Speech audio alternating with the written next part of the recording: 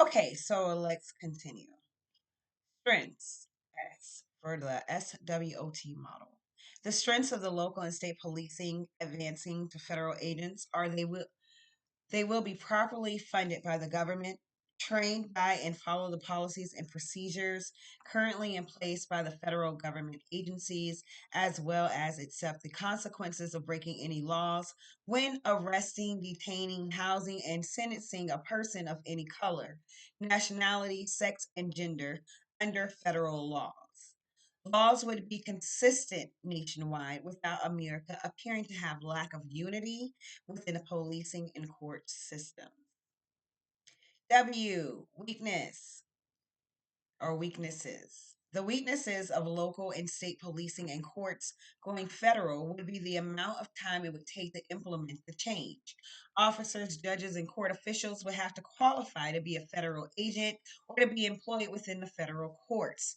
Due to the amount of proven criminalistic characteristics shown nationwide, it may be near impossible to fulfill the amount of honest living bodies needed. The history of slave patrolling in the United States of America, as well as living in a country ran by democracy, American citizens who vote may not wish to support the change. During the presidential election in 2020, America publicized negative propaganda against former President Donald J. Trump, defunding local police agencies, protecting the rights of the blacks and other unrepresented races, nationalities, or communities. Oh, opportunities.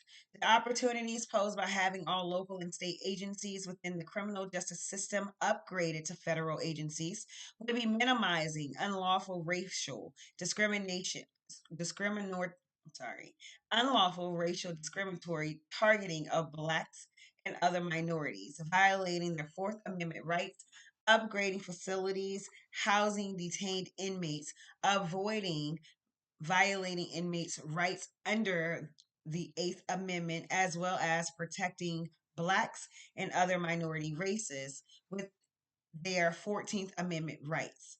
Research has shown federal agents, correctional officers, and court officials do not have as many criminalistic issues within their forces.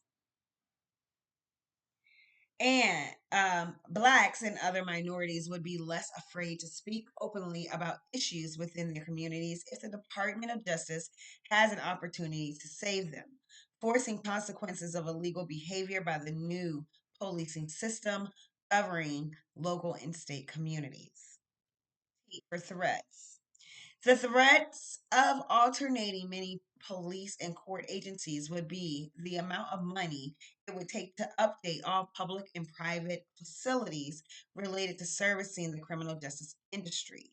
People whom many would classify as racist could riot like the American voters who felt they were cheated during the November 2020 presidential election, rioting at the White House in Washington, D.C., or Capitol Hill, January 6, 2021.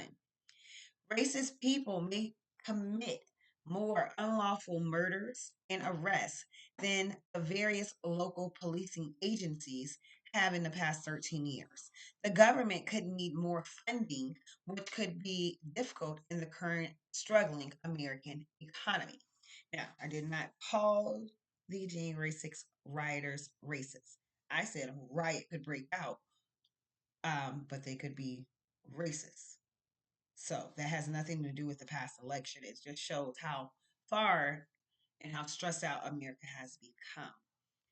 Going federal and having more protection, what you have started to see. This is a past presentation. I'm finally catching up um, after working on my bachelor's. So changes are being made. Let's pray they continue. You all have a good night.